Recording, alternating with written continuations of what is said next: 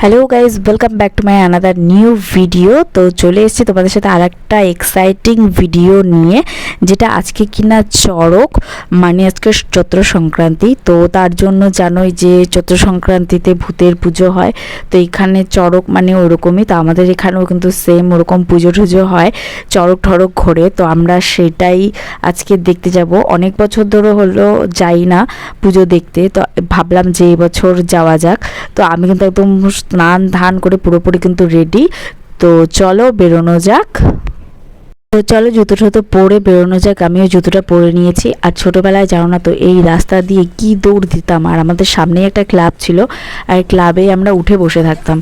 আমরা সবাই কিন্তু প্রত্যেক বছর কিন্তু এই দিনটার জন্য ওয়েট করতাম যে কবে চৈত্র সংক্রান্তি আসবে, কবে চৈত্র সংক্রান্তি আসবে। আর ফাইনালি কিন্তু সেই দিনটা কিন্তু চলে এসছে।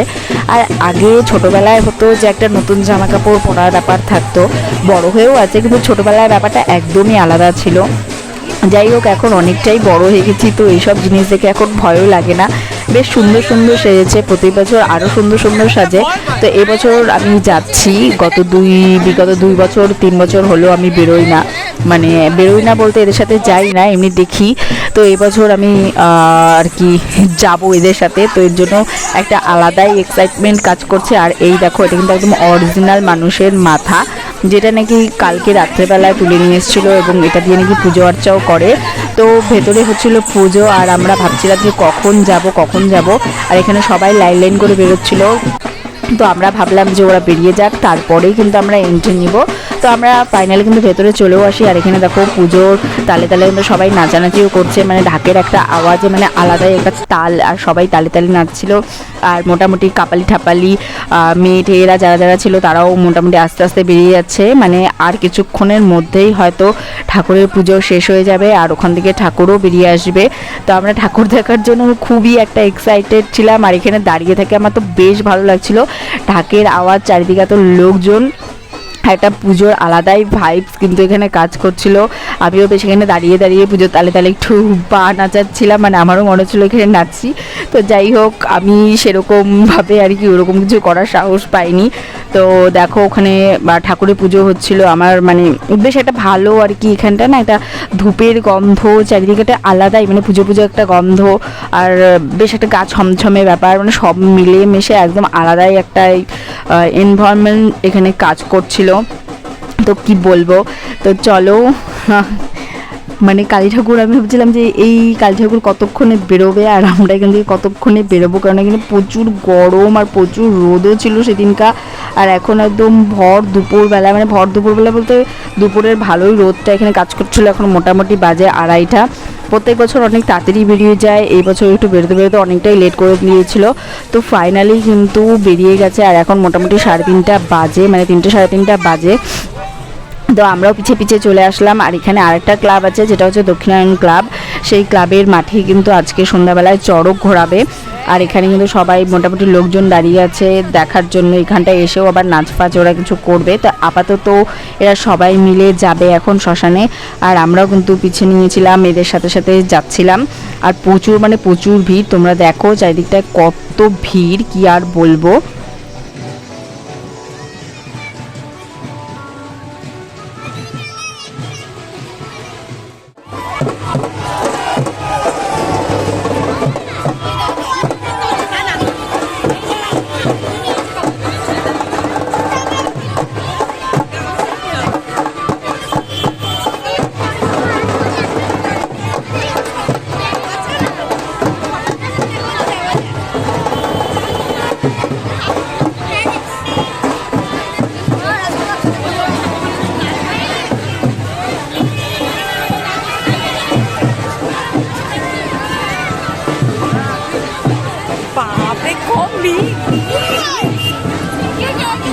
আর মোটামুটি এখন রাস্তা, আর এই সেই ক্লাব, যে ক্লাবের কথা আমরা বলছিলাম, যে ছোটোবেলায় এসে ক্লাবের মাথায় দাঁড়িয়ে থাকতাম। এখন দেখো ছোট ছোট অনেক বাচ্চা কাচ্চারাও ক্লাবের মাথায় গিয়ে দাঁড়িয়ে আছে।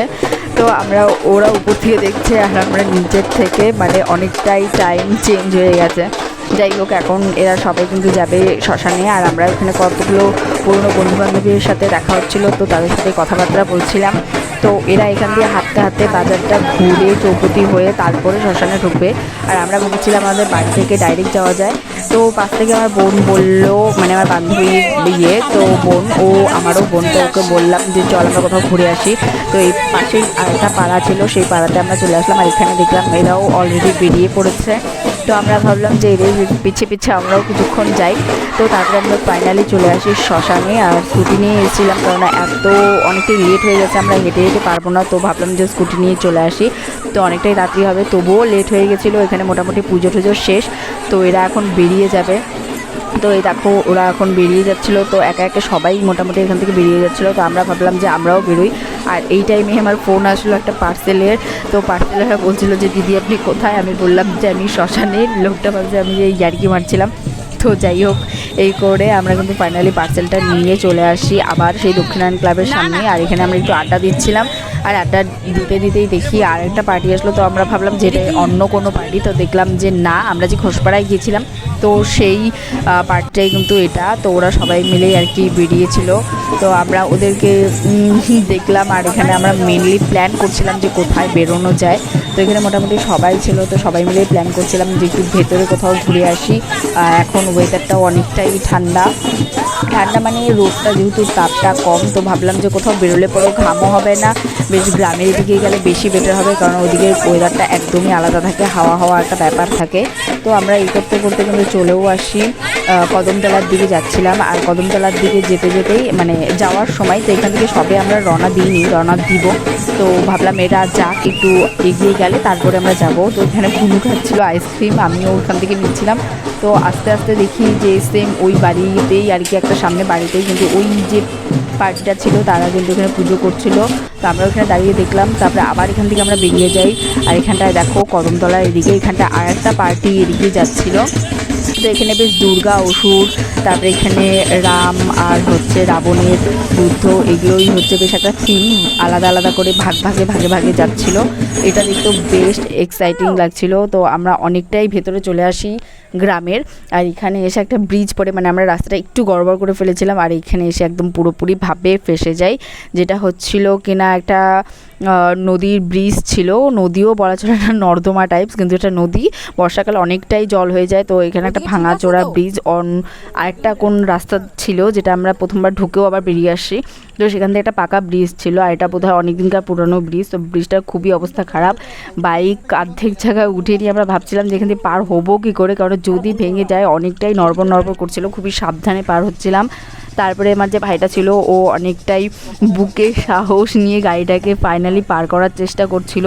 আর আমরা খুবই ভয়ে ছিলাম যে এখন যদি গাড়িটা এখানে ফেসে যায় তাহলে খুবই মুশকিল হয়ে যাবে। আর এখন মোটামুটি এদিকে সন্ধ্যাও হয়ে আসছিল। আর রাস্তাটা একদমই জমির মাঝখানে ছিল, তো খুব একটা লোকজন এদিকে দেখা যাচ্ছিল না। তো ফাইনালি আমাদের কিন্তু গাড়িটা বেরিয়ে যায়। তো তারপরে আমরা কিন্তু একবারে চলে আসি বাড়িতে।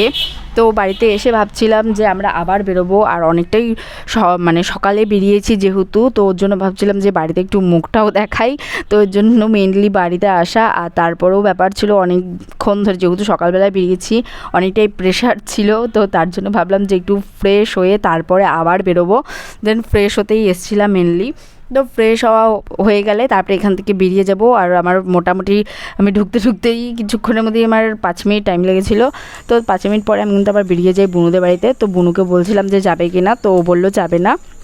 তো আমি আর আমার বোনরা মিলে চলে এসেছিলাম মেলাতে। আর এখানে এসে দেখি অনেকক্ষণ আগে থেকেই পুজো শুরু হয়ে গেছে। আর আমরা ভাবছিলাম যে ঠিক আছে পুজোর ভেতরে কী কী হচ্ছে না হচ্ছে দেখবো। এখানে অনেক ধরনের জাদু দেখানো হচ্ছিল। তো আমরা কিছুই দেখতে পাচ্ছিলাম না, কারণ অনেকটাই ভিড় ছিল। যা মানে এত ভিড় ছিল যে ওখানে মানে একটুক্ষণের জন্য মাথা বের করে দেখা মানে বিশাল ব্যাপার। আর তার মধ্যে যেহেতু আমি হাইটের শর্ট, তো আরও কোনো প্রশ্নই ওঠে না। তো তারপরে মেঝো আর আমরা সবাই মিলে কিন্তু এখানে এসে একটা ফুচকার দোকানে, আমি ফুচকা খাইনি কারণ যেহেতু চৈত্র সংক্রান্তি। আর এখানটা এই দিনটাই একটাই দিন থাকে যেদিন সবাই নিরামিষ খায়, মানে আমাদের মধ্যে তো নিয়ম। তো ওর জন্য ভাবলাম যে ঠিক আছে চলো আজকে দিনটা নিরামিষই খাওয়া যাক। কিন্তু ওর ফুচকা খাওয়ার একটা ব্যাপার উঠছে, তো ও খাবেই। তো ওরা দুজন মিলে খাচ্ছিল ফুচকা। আর আমি দাঁড়িয়ে দাঁড়িয়ে দেখছিলাম। আর ততক্ষণ এদিকে চড়কও শুরু হয়ে যায়। আর আমি শুনেছি যে চড়কের এই জিনিসটা যদি ঘোরা শুরু হয়ে যায় তাহলেই নাকি চড়কের মেলা শেষ, মানে এটা শেষ হয়ে গেলে, চড়ক ঘোরানো শেষ হয়ে গেলে মেলা কিন্তু শেষ হয়ে যাবে। তো এখানে পিঠের মধ্যে বড়শি গেঁথে মানুষটা কিন্তু একদম বড়শির উপরেই ঝুলছিল, মানে খুবই একটা হরিবল একটা জিনিস।